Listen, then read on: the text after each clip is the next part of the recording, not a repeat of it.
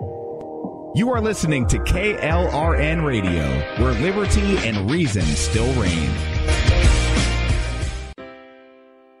Most writers and radio show hosts know that to connect with your fans, you need to do more than just write books or record the latest podcasts. There are many different elements that go into forming an online platform, but there are also many hidden traps. To make matters worse, solid advice on how to survive the muddy waters is scarce. In the book Hidden Traps, I talk about some of the important issues of working with an online platform, highlighting traps that could put your physical or internet security at risk, or be harmful to your reputation. Are your social media posts just links with a few disjointed words, making you look like someone who can't complete a sentence? Did your new website cost you more than you anticipated? Are you leaking your personal contact details across the web without even knowing it? Then you need Hidden Traps. Hidden Traps is now available in paperback and ebook from a variety of retailers, including Amazon, Barnes & Noble, and Kobo. Visit blackwolfpublications.com for more details. If you're 85 or younger, would you like peace of mind and comfort for your family? We're Final Expense Direct with an urgent message for you. The average funeral today costs over $8,000, but the most you'll get from government benefits is $255. How will your family pay the difference? We can help. Our senior plans start as low as just $1 a day and pay up to $30,000 for a funeral and other final expenses. Peace of mind is easy. There's no medical exam. You'll have lifetime coverage, and your plan can't be canceled as long as you pay your premiums. Call now for free information about our senior plans. Answer a few simple questions and receive approval right on the phone. Plus, call right now and we'll give you a discount prescription card for free. Call 800-553-8687. That's 800-553-8687. Again, 800-553-8687.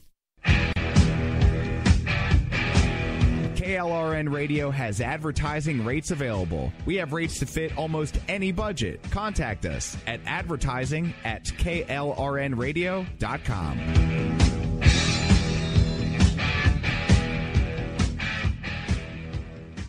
Everyone loves liberty. Our rights come from God, not the government. So why are you letting other people tell you what's best for your healthcare? Exercise your freedom with Liberty Health Share. Liberty Health Share is a community of people who voluntarily share one another's medical costs. Liberty Health Share is founded on the idea that most people truly want to help one another. Healthcare sharing allows members to do just that as a true community that supports one another in times of need. Liberty believes people should make decisions for themselves and their families. Members are able to take back the freedom to make their own decisions about their healthcare. Freedom from guilt or doubt about how your money is used. You have the freedom to direct your healthcare, not to be dictated to by bureaucrats. Stop letting others tell you what to do and join a community of like-minded people. Exercise your freedom. Join Liberty Health Share and take back the control of your healthcare while helping those around you. Call Liberty at 855-58-LIBERTY. Again, that's 855-58-LIBERTY for more information, or you can check them out at libertyhealthshare.org. Again, that's libertyhealthshare.org.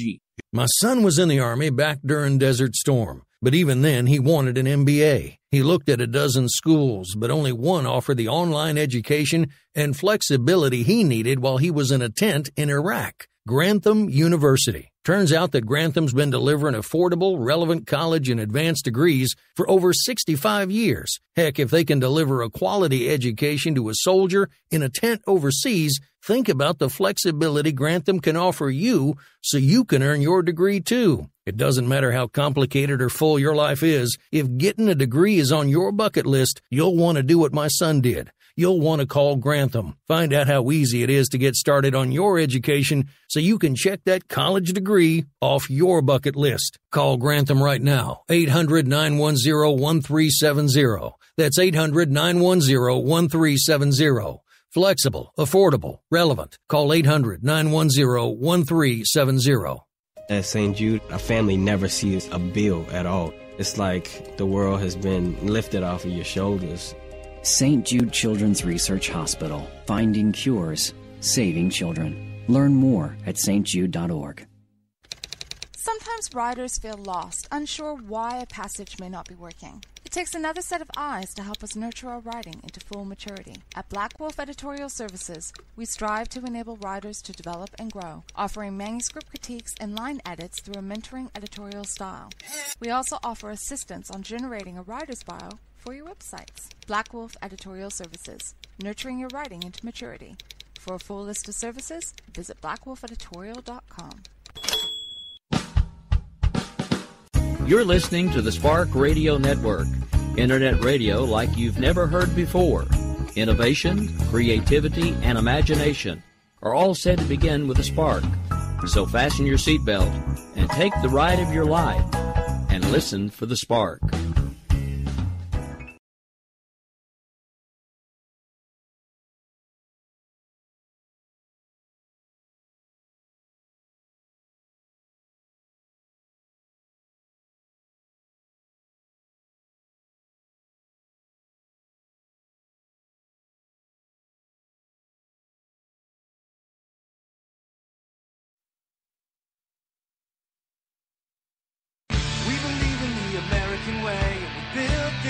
Called the USA, and we fly our flag cause we're proud and free, we're Americans. Red, white, and blue is our way of life. Never back down from a challenge or a fight. Nature provides, God gives the rights, we're Americans. We fish the waters and we hunt the lands. We forge the steel with our own two hands. With what we've got, we do the best we can, we're Americans. This is Rio of Madison Rising, and you're listening to KLRN Radio, where liberty and reason still reign. It's time now for the Conservative Curmudgeon Radio Show. Now, here's Grouchy. Good evening. So glad to be back with you this Wednesday. All right, programming reminders. TV still sucks on Wednesdays. So do yourself a favor and stay tuned right here to KLRN Radio. After me tonight, you get Jesse's POV, followed by the Stafford Voice, and then America Off the Rails with Rowdy Rick Robinson. It's the place you want to be anyway. Like I said, TV, I don't know. I guess they just give up on Wednesday nights. I don't know what it is, but you can't pick a better night to be right here with us and get your knowledge on.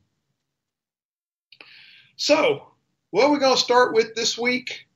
In a week where there's so much going on, I'd rather not do the ultimate obvious thing that everybody's doing. Shocking. I know. You don't expect that from me, right? Yeah, okay. So, anyway, I want to talk tax cuts. Yeah, I know. It's exciting, isn't it? But, man, the thought of getting money back in your pocket. Okay? So, since the release of the GOP's long-awaited tax platform plan, there have been talking heads and commentators and elite-taters and whatever kind of taters you want to say have been out there saying that this is a regressive plan and that it will raise taxes on a sizable portion of Americans. Now, what they're failing to often mention is that their estimates depend on details of the plan that have not yet been released. So as it turns out, different assumptions about those details can dramatically alter the projections of who gets a tax cut under the GOP plan. For a vast majority of Americans, the main changes they would experience from the plan would be to their income tax rate, the standard deduction, the personal and dependent exemption, and the child tax credit. So, what do we really know about how the GOP plan will affect these variables? Let's get down into details. First off, they say it will lower individual tax rates. The framework that they've laid out would lower tax rates and consolidate tax brackets for individuals. The three new income brackets, down from 7, are 12, 25, and 35%. But the framework does not yet specify what the income thresholds will be at these levels. The plan also mentions that an additional fourth top rate may be added. And if it is, it'll be like 37%. That'll be I can't see anybody getting taxed more than that. If the GOP were to put forward a plan that had a rate higher than 37% for even if it's the top 0.5%, it's garbage. It's pure garbage. Okay, so on to number 2. It will double the standard deduction. The way this is laid out, it would just about perfectly double the standard deduction. It would do so by collapsing the additional standard deduction and personal exemptions into the one larger deduction available to everyone. For married joint filers, the deduction would be $24,000, and for single filers, it would be $12,000. This means taxes would become much easier for many people because they won't need to itemize or check frivolous boxes. Okay, fair enough. It expands the childhood tax credit. It would repeal the personal exemption for dependents, significantly increase the child tax credit, and increase the income limits at which the credit currently begins to phase out. So more people would become eligible to receive earned income credit for your child. It gives no details yet on what these levels will be. Again, so we don't know where the levels will go. Taken together, it's still uncertain how the changes will ultimately alter any individual or family's tax liability. There are other proposed reforms that could also interact with these changes, but that hasn't stopped these, elitists on television, the commentators, the talking heads, the pundits, from projecting winners and losers. And how do you do that if you don't know where the lines are drawn? Again, this is why I like to wait for details. Other analysis have simply mapped the current tax brackets onto the new rates so that the current 15% bracket would now pay 12.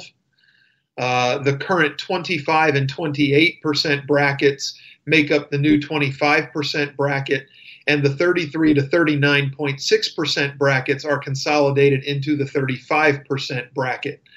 I don't like that plan. I really don't. Again, it depends on where the thresholds are, but I do like that it simplifies the plan.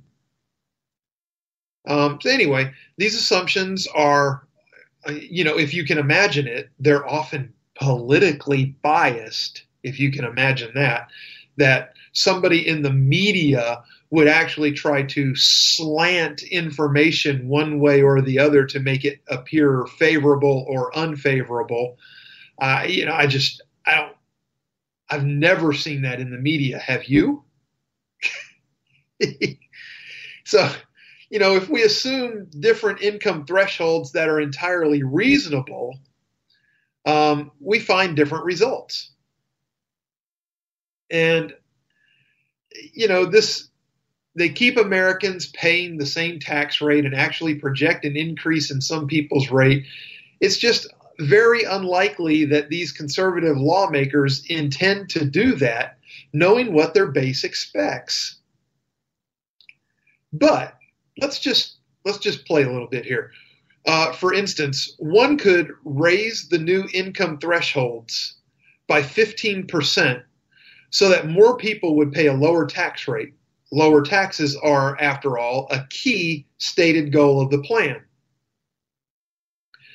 So we're going to go get some information here from the Heritage Foundation. The Heritage Foundation individual tax model estimated these changes along with other details released thus far, and they're projecting what it means, for taxpayers. And in particular, they modeled 15% higher income thresholds for the new brackets, doubling the standard deduction and eliminating all personal exemptions. With these three changes, the modeled income groups would end up paying slightly more in taxes because the lower rates and higher standard deductions don't fully compensate for getting rid of the dependent exemption. But increasing the child tax credit by a modest $100 flips all our income groups into the black. And that's without increasing the credit's income limits. Pairing this with the new larger standard deduction and lower tax rates, most families would end up paying less in taxes than they currently do. In fact, every income group would pay a lower tax bill.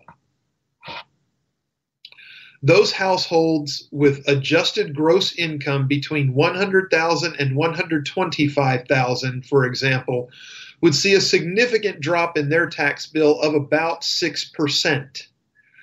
With the adjusted gross income below $50,000, would receive the smallest tax savings because they already pay very little in taxes. However, the child tax credit would likely increase by $500 or more, which would largely benefit that group. Moreover, other changes to state and local tax deductions and other provisions would likely shift some of the gains for upper income earners toward middle and lower income earners. Of course, it's near impossible to enact pro-growth tax reform without some positive benefits for the individuals and small businesses that pay the majority of taxes. And the top 5% of taxpayers do pay 60% of all federal income taxes. So these are perfectly reasonable assumptions to make about the details of the GOP plan, given the political promises that have been made. Tax cuts for middle-class Americans will be real. Now, does that mean $50 a month, $100 a month, $150? Who knows? Again, we have to wait for the income thresholds to know. We just don't know. There are several other possible changes that would alter the analysis, such as eliminating the state and local and municipal bond interest deductions, along with some other itemized deductions, creating the newly proposed non-refundable credit of $500 for non-child dependent care, and nixing the alternative minimum tax. Regardless of whether these changes occur, the GOP plan makes a huge stride in expanding the standard deduction, given that 70% of Americans already take this deduction. The results show that the GOP plan may very likely result in a cut for Americans across the board. So, I mean, it's not perfect, okay? It's really not, because in a perfect world, we'd go back to the original income tax that our founders established when they put our government together, and that'd be the end of it. That would be minimal government, minimal spending on government. Government has just gotten out of hand, and it's not that they don't realize that they work for us, the people. They don't care, because they're in a position of power. They're in a position to decide what gets spent. You're not. They do this in their terms, okay? When you elect a senator, you give them a 6-year kitchen pass. When you elect a congressman, a United States representative, he gets a 2-year pass, or she gets a 2-year pass. It doesn't matter. Okay? you have to know what these people are planning to do, and you can't just go cast your ballot because I don't like somebody, so I'm voting for the other person. That may be fine on paper, but it really may not serve your best interest.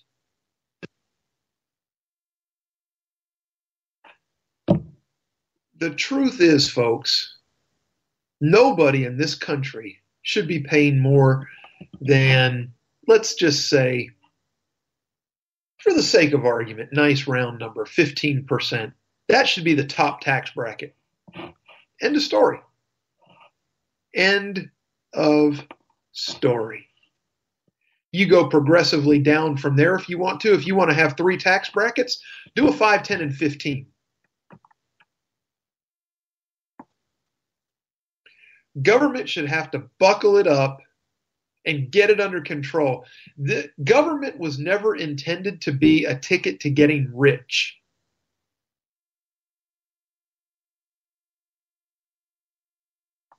And quite frankly, I'm sick of hearing about all the millionaires in Congress.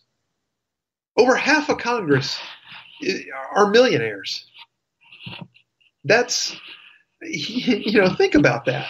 Think about that. There's 525 in the House. There's 100 in the Senate. 625, 320 some odd elected officials in the legislative branch of government are millionaires. And most of them have been in office for 20, 30 years. Even with the salaries that they make, which are good salaries, okay? They are good salaries. They make $179,000 a year. Representatives and senators. $179,000 a year. Pretty good salary. Pretty good salary considering they only work about 7 to 8 months out of the year. Then they retire and they get their pension forever.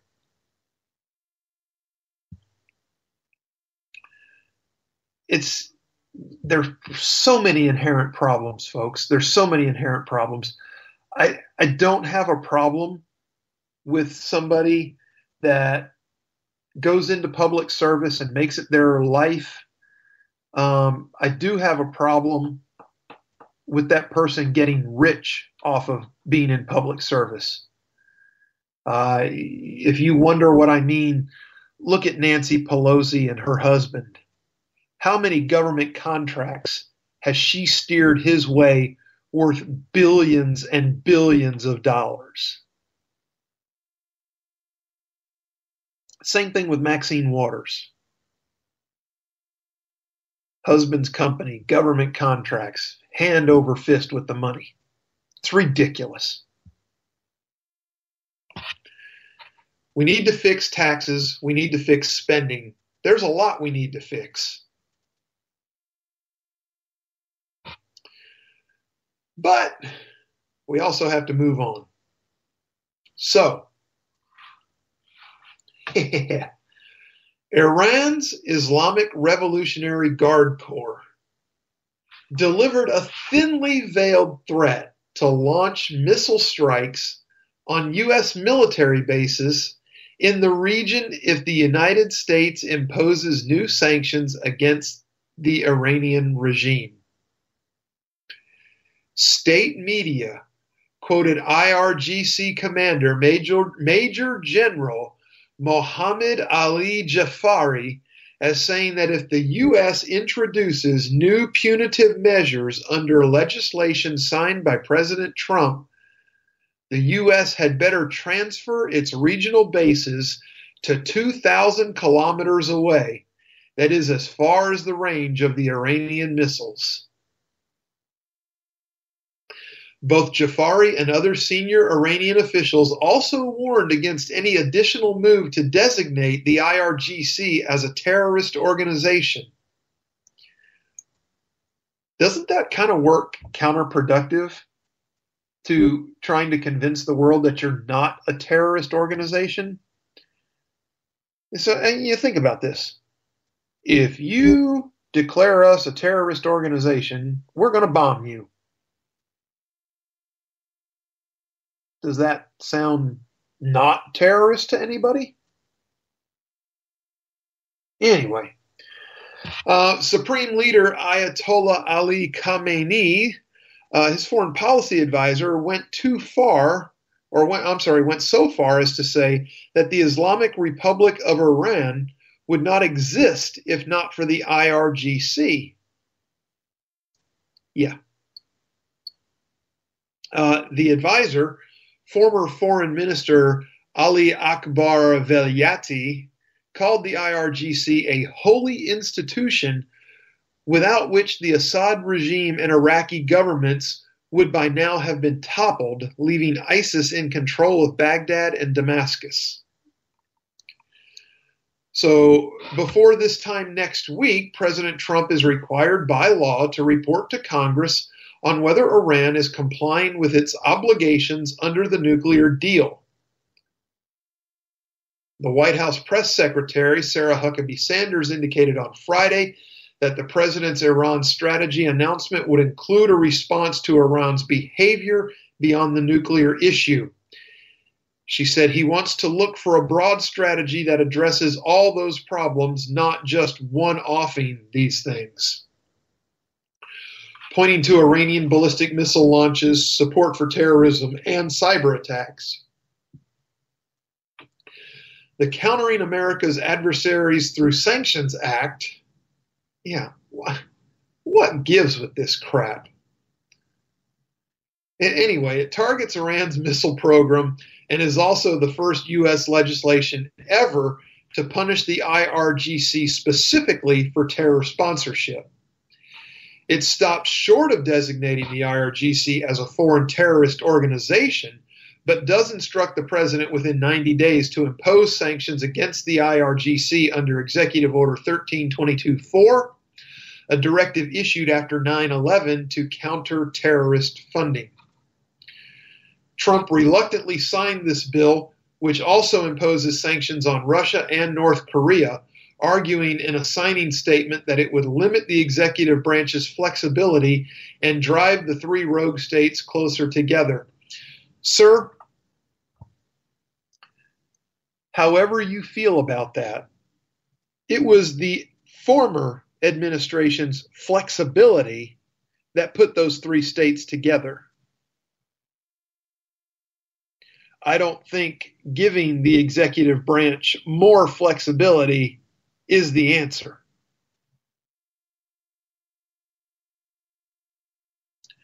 Nonetheless, he now seems ready to act under the CAATSA as he unveils his new approach to Iran, following an interagency review first announced by Secretary of State Tillerson.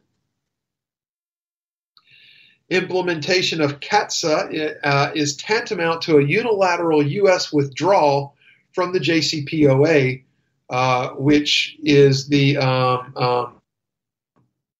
hang on, I wrote that down. Where did it go?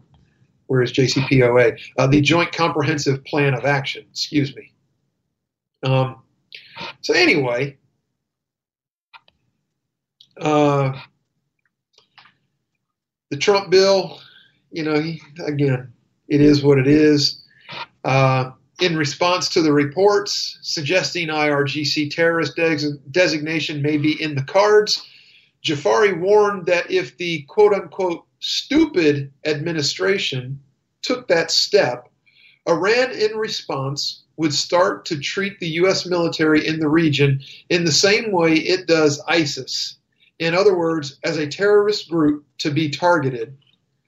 The U.S. maintains military bases in Bahrain, Qatar, Kuwait, and Afghanistan, and also has a sizable military presence in Jordan, Iraq, and UAE, as well as Oman. All are well within the 2,000-kilometer range of the Iranian territory as referred to by Jafari. Last June, the IRGC fired ballistic missiles at purported ISIS targets in Syria, the first time Iran is known to have fired missiles beyond its national borders since its war with Iraq in the 80s. Foreign Minister Javad Zarif also responded Sunday to reports that Trump may designate the IRGC as a terrorist group, telling reporters in Tehran that Iran's reaction to such a step would be very harsh.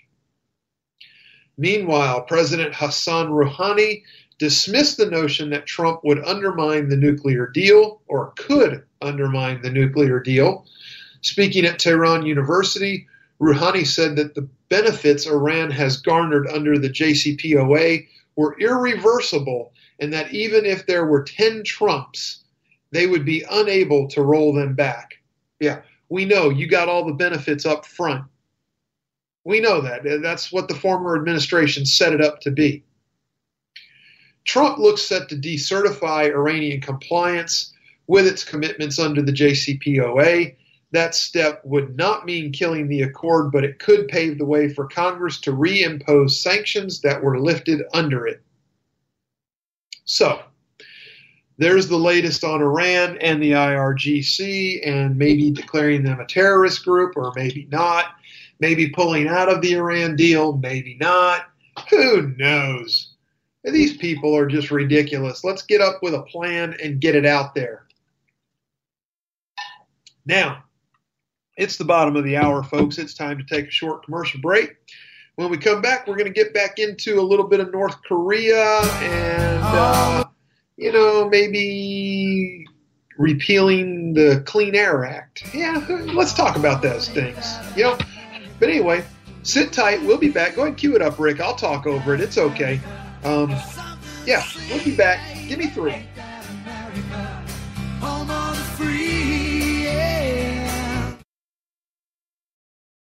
Everyone loves liberty.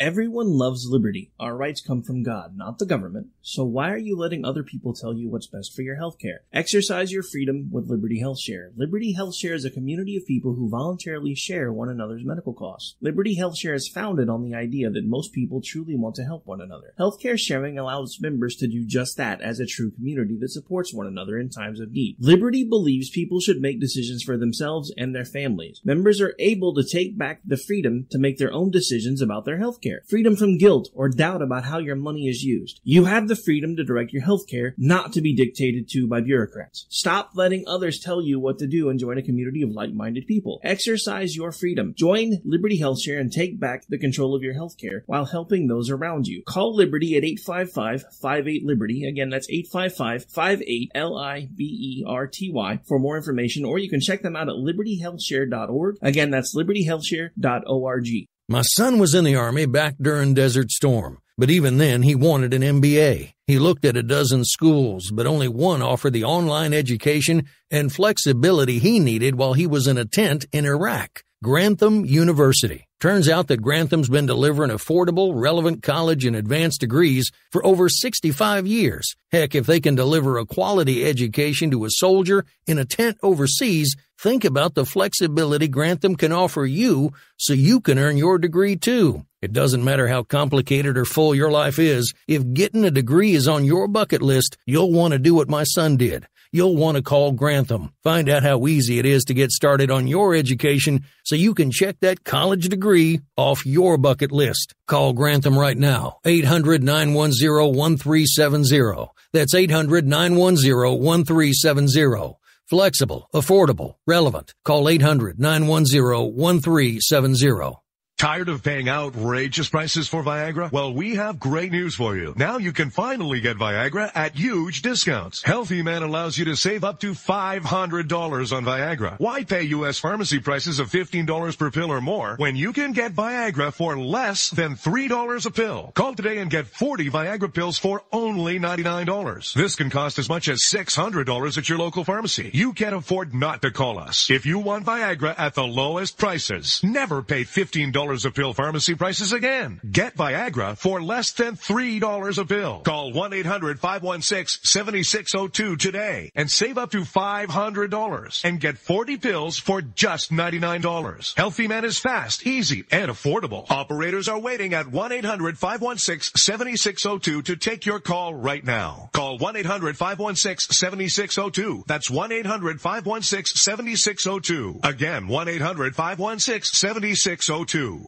Attention business owners and independent contractors. This is a money-saving message from Tax Mediation Services. If your business owes $20,000 or more in taxes, we can help you today, right now. Listen, dealing with the IRS is no picnic. It's an intimidating and extremely stressful process, and you don't want to go it alone. Our attorneys know every law, every tax break, and every possible opportunity to help you resolve and reduce your tax debt. And if you owe more than $20,000, you may be at the top of their hit list. So don't take your tax debt lightly, because it will not go away on its own. The IRS can seize your bank accounts, your home, and even shut down your business. Call our tax experts today at 1-800-783-0810 and let us deal with the IRS while you focus on your business. That's 1-800-783-0810. Again, that's 800-783-0810.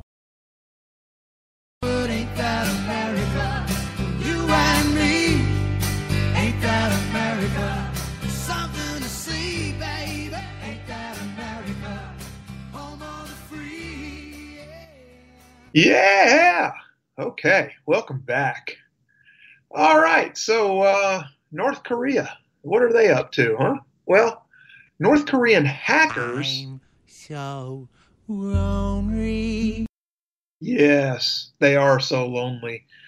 They're so lonely that they've recently targeted U.S. power companies with spear phishing attacks in an effort to get access to their computer systems. So there was a memo sent out from a cybersecurity firm called FireEye to its clients that says there is no evidence that the spear phishing attempts were successful. Okay. So why is this news then? According to the report, hackers sent an email invitation to a fake fundraiser. If an employee downloaded the attachment, he or she also would infect the company's computer system with malware designed to harm it. FireEye did not dispute the report, but also would not discuss it. They say this is a signal that North Korea is a player in the cyber intrusion field, and it is growing in its ability to hurt us. Former FBI chief of counterintelligence Frank Figliuzzi said, or Figluzzi. It's probably a silent I, I don't know. Anyway, he sounds like he might be Italian, I don't know, because I actually told somebody I was going to do my Scottish voice on the air. So here, see, okay, I can't do Italian, obviously, because I'm not Italian, but I do have some Scottish blood in me. So let's try this next little bit in Scottish tones and see how we do here. The news comes as tensions between the United States and North Korea have escalated, as United States President Donald Trump and North Korean leader Kim Jong-un have traded bobs. The threats of possible military action. I didn't say I was fluent in it. Hey, wait, were you going for Scott or Schwarzenegger? Because, I can do the Schwarzenegger. It's not a tumor. I was going to say, that was kind of close already, so. I should have remembered The Rock.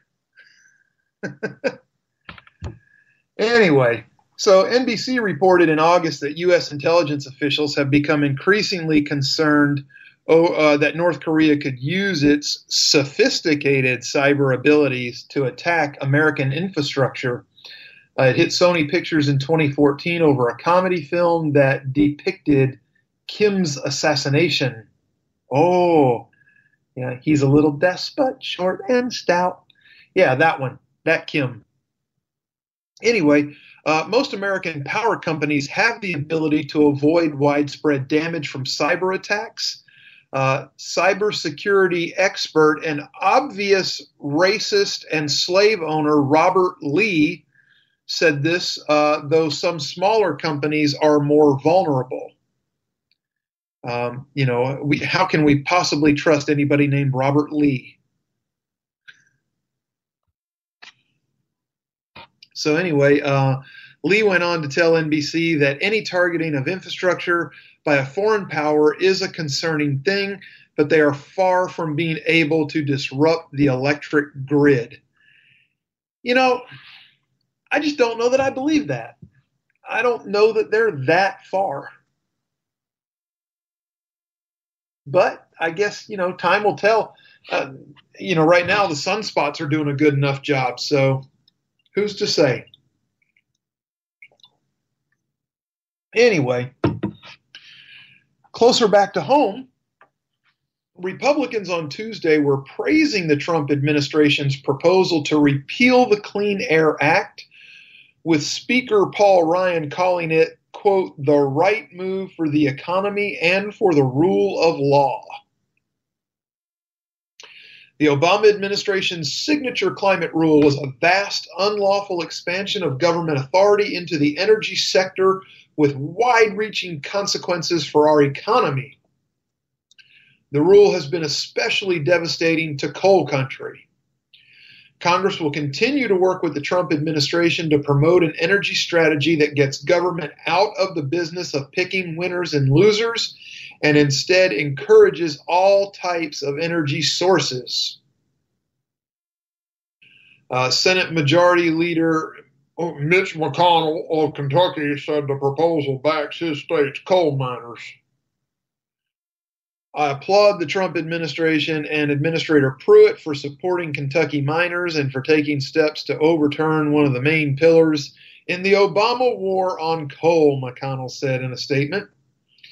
Today's announcement will help protect Kentucky's reliable and dependable energy source from further regulatory assault. McConnell said he's fought against this regulation since Obama administration first proposed it, and he says he's proud to finally have friends of coal in the White House and leading the EPA.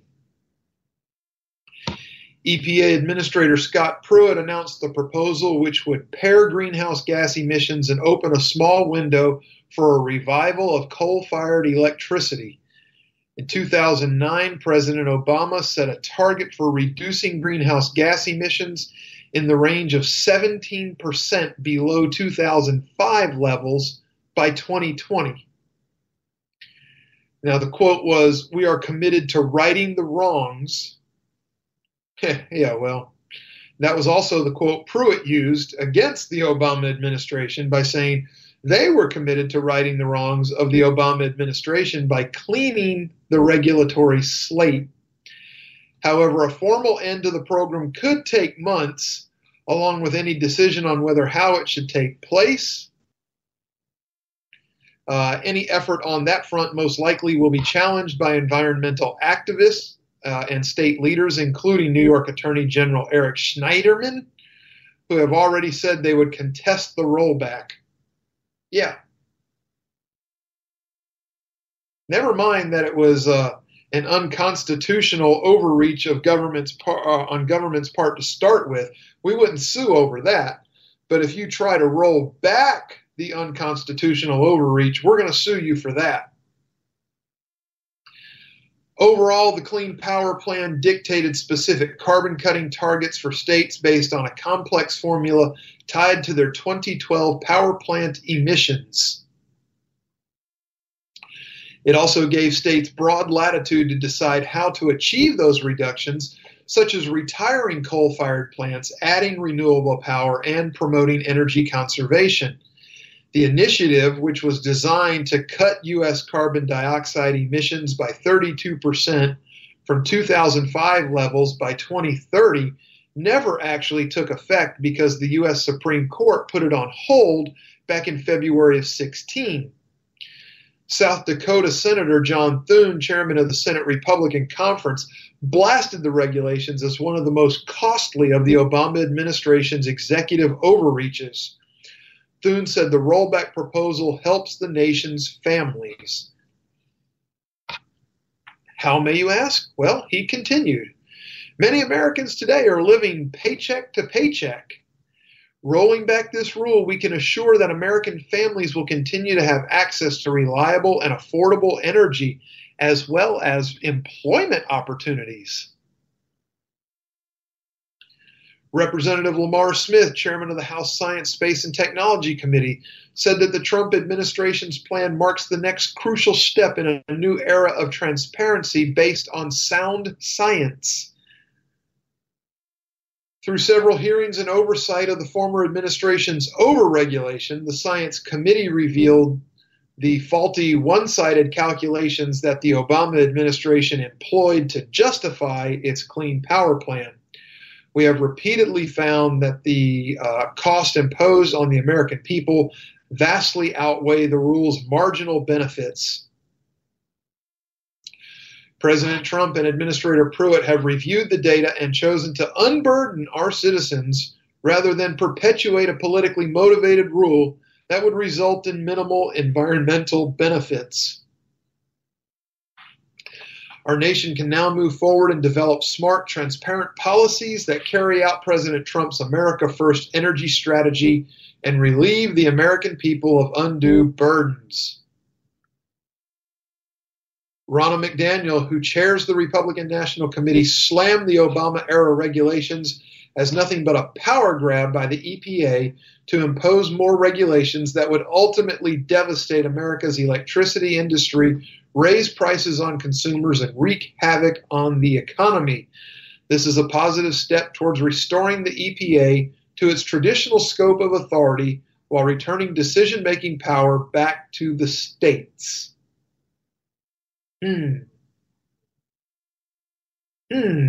Interesting. Interesting.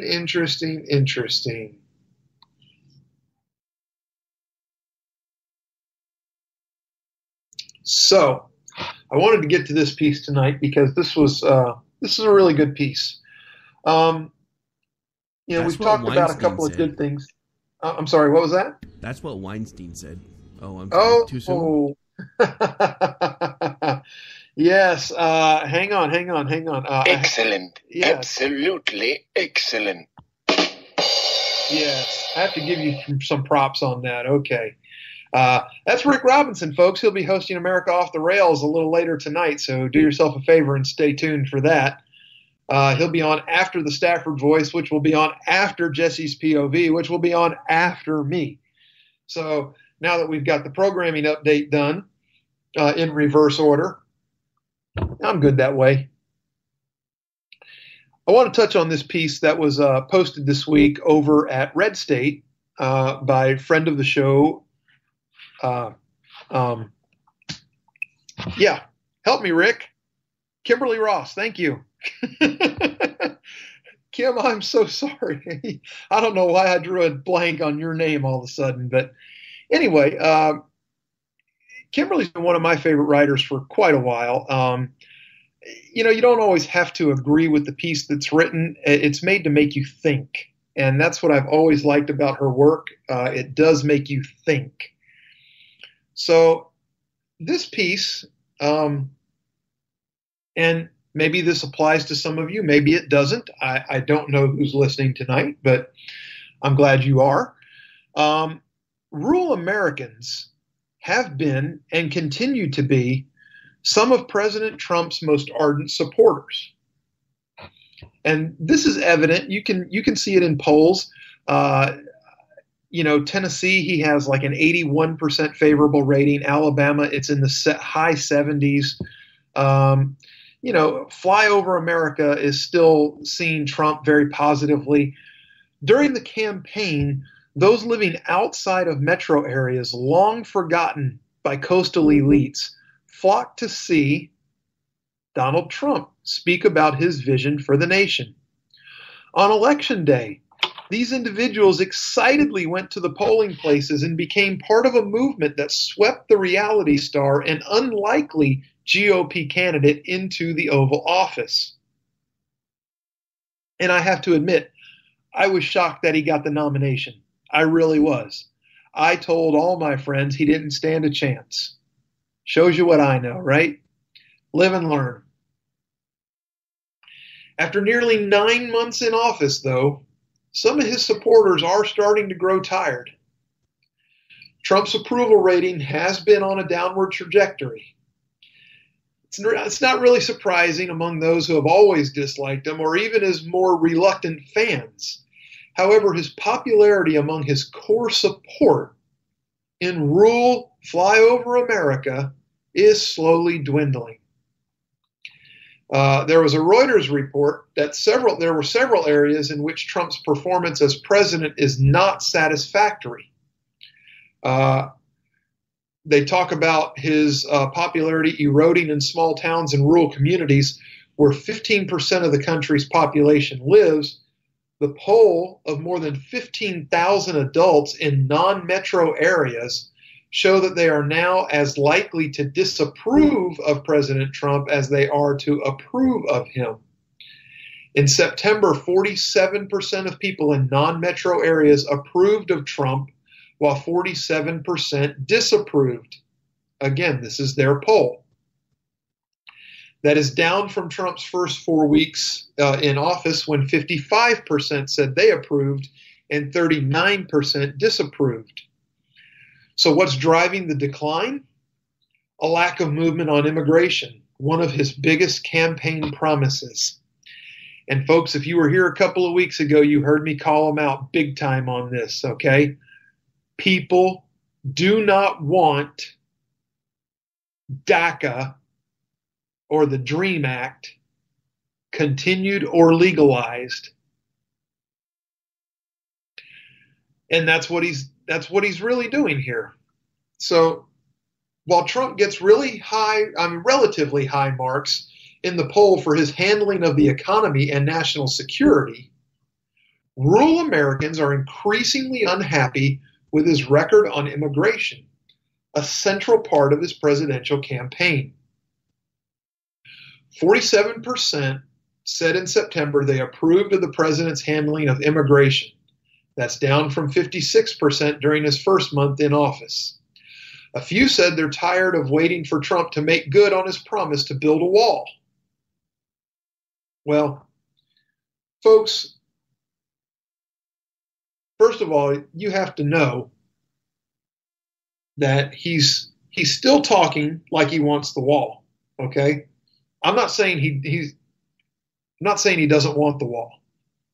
I don't think he's going to get funding for the wall. He doesn't control the funding for the wall. Congress does. You can't take a campaign promise as gold. So for those that were banking on this and this alone, well, you're the sucker Mr. Owl got to the center of in 3 licks. Look, a few said they were tired of him, tired of waiting for him to build the wall. Others said they were uncomfortable with his efforts to restrict travel into the United States. During the campaign, rural Americans looked to Trump as the one who could clean up Washington, the one who would listen to the little guy and for once and meet with him where his needs were, the one who would drain the ever-present D.C. swamp and make good on getting things done for the American people living between the coasts. But so far, they've yet to see real change that affects them in their daily lives. Many are still waiting to see concrete changes that could make life easier in rural America. Carl Stauber, who runs a private economic development agency serving a patchwork of manufacturing communities in South Central Virginia. Rural people are more cynical about the federal government than people in general, he said. They've heard so many promises and they've not seen much done. Despite all the talk of bringing manufacturing jobs back, Stauber said he has not seen any companies which have relocated to his region or anyone expand their workforce due to new federal policies. It just seems like we've dropped off the screen, he said. Healthcare and infightings are also concerns, as one of Trump's supporters, John Wilson, explained.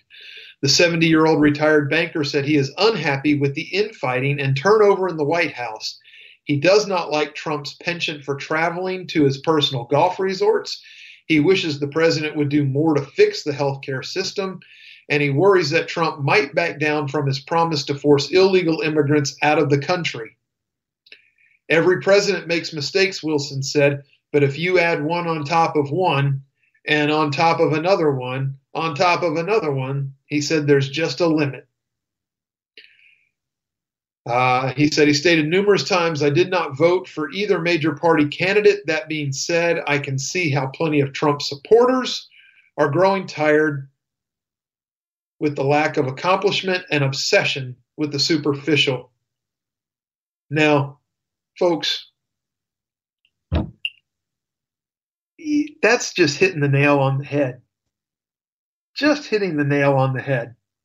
And I know for a fact that Kim did not vote for either of the major party candidates. So that being said, she has some credibility in this. She has a stake in this, just like we all do. And I hope that her work gets you thinking, because being a quote-unquote sycophantic fan of Trump's is just as bad as being somebody that just blindly hates him because he is Trump. I've stated many times on this program that I am neither for nor against Donald Trump as president of the United States. He is the president of the United States, and what I want is for my president, regardless of what little letter comes after their name, regardless of which party's nomination they get, I want my president to do good. And that means to adhere to the Constitution and the rule of law and to take care of the American people. That's what I've expected from all the presidents.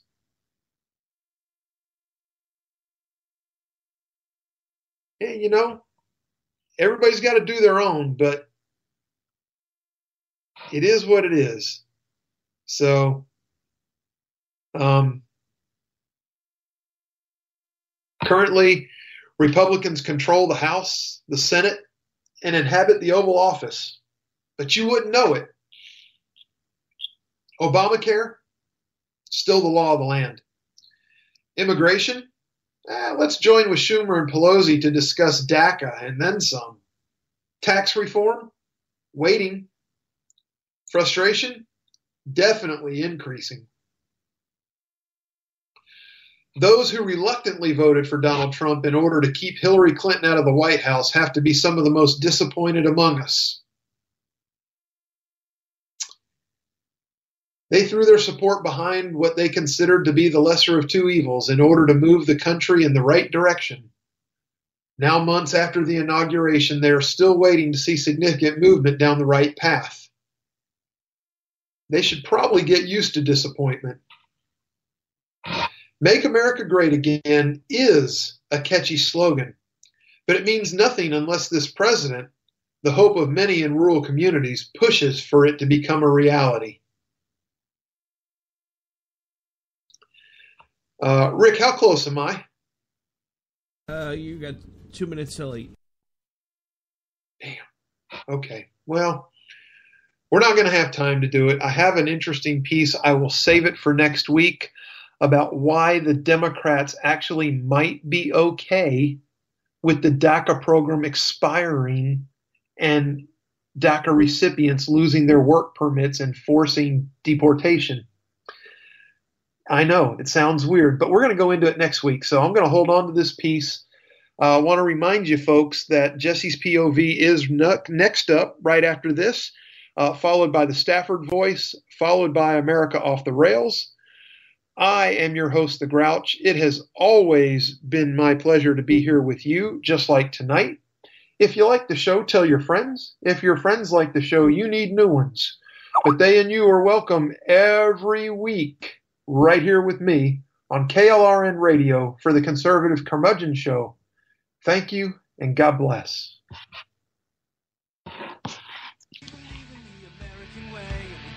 This country called the USA, and we fly our flag 'cause we're proud and free, we're Americans. Red, white.